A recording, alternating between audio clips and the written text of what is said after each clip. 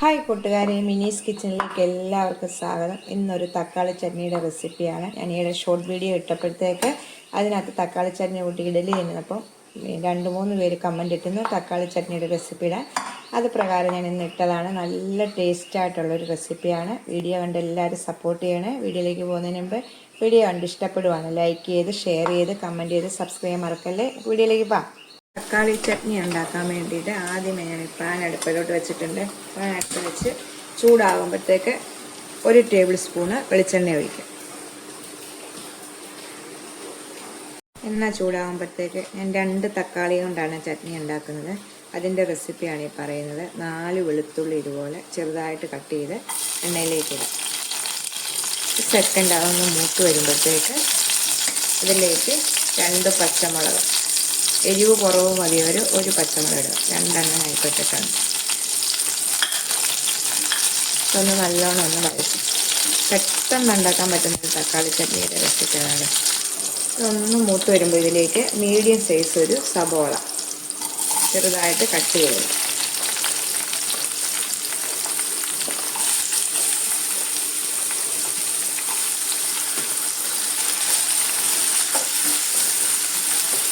ಸ್ವಲ್ಪ ഉപ്പിടാം. ഇതിലേക്ക് ಸ್ವಲ್ಪ ഉപ്പിട്ട്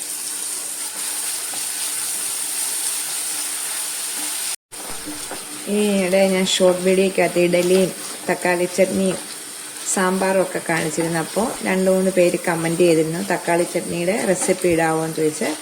അപ്പോൾ ഞാൻ അതുകൊണ്ട് ഈ തക്കാളി ചട്നി ഇത് നല്ല ടേസ്റ്റ് ആയിട്ടുള്ള ഇതാണ് കേട്ടോ. ഇഡലി, ദോശ, പിന്നെ നമ്മൾ ഉഴുന്നുവട ഇതൊക്കെ തിന്നാൻ പറ്റുന്ന ഒരു നല്ല ഇതാണ്.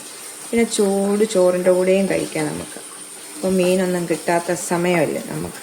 അപ്പം ഇതൊക്കെ ഉണ്ടെങ്കിൽ ഒരു കറിയാവും. ഇത് ഒത്തിരി വഴന്നണ്ട, കുറച്ച് വഴന്ന് കഴിയുമ്പോൾ ഇതിലേക്ക് മീഡിയം സൈസ് 2 തക്കാളി ചെറുതായിട്ട് കട്ട് ചെയ്ത് നമുക്കെല്ലാം കൂടെ നല്ലോണം ഒന്ന് വഴറ്റിയെടുക്കാം. തക്കാളി ഇട്ട് കഴിഞ്ഞിട്ട് ഒരു സ്വല്പം ഉപ്പൂടെ ഇടാം. പെട്ടെന്ന് രണ്ടും കൂടെ ഒന്ന് വഴന്ന് കിട്ടും. തക്കാളി നല്ലോണം ഒന്ന് വഴന്ന് കുഴയുന്ന പരുവാകണം. സബോളയൊന്നും ഒത്തിരി വഴന്ന് എടുക്കണ്ട. നമുക്കിനി ഇത് മിക്സിയുടെ ജാറിട്ട് അരച്ചെടുക്കേണ്ടതല്ലേ, അപ്പോൾ ഒത്തിരി ഒന്നും വഴന്ന് കിട്ടണ്ട.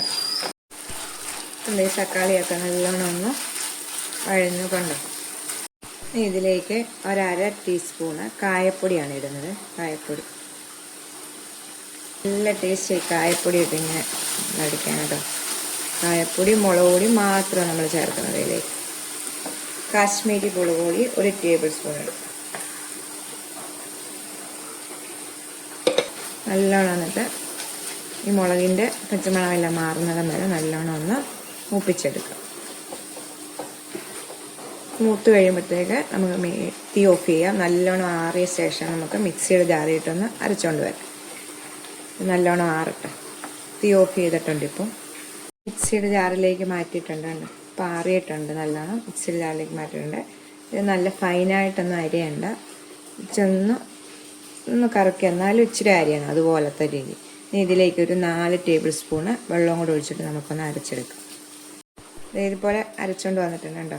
നല്ല ടേസ്റ്റ് ആയിട്ടുള്ളൊരു തക്കാളി ചട്നി. ഇത് അരച്ച ഞാൻ വഴറ്റിയപ്പോൾ ഇച്ചിരി കുറച്ച് ഉപ്പിട്ടിരുന്നല്ലോ. അപ്പം നമ്മൾ അരയ്ക്കുമ്പോൾ നോക്കിയിട്ട് ഉപ്പ് കുറവാണെങ്കിൽ ഇച്ചിരി ഇടാം. ഞാൻ സ്വല്പം ഉപ്പ് കൂടി ഇട്ടിട്ടുണ്ടായിരുന്നു കേട്ടോ. അപ്പോൾ ഉപ്പ് നോക്കിയിട്ട് ഉപ്പിടാനായിട്ട് ശ്രദ്ധിക്കുക. ഇതൊന്ന് താളിച്ചെടുക്കാം. താളിക്കാൻ വേണ്ടിയിട്ട് ഒരു പാൻ അടുപ്പ് വെച്ചിട്ടുണ്ട്. ആ പാൻ തന്നെ ഞാൻ കഴുകിയിട്ട് വെച്ചതാണ്. ഇതിലേക്ക് 1 ടേബിൾ സ്പൂൺ വെളിച്ചെണ്ണ ഒഴിക്കുക.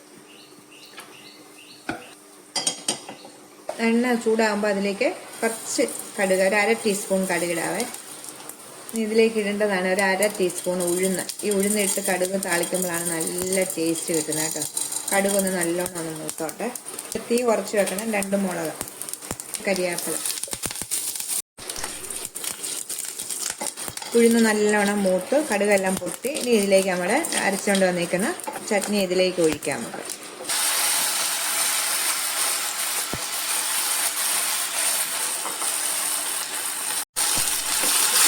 ഇത് നമുക്ക് എണ്ണയ്ക്കകത്തൊന്ന് മൂപ്പിച്ചെടുക്കും.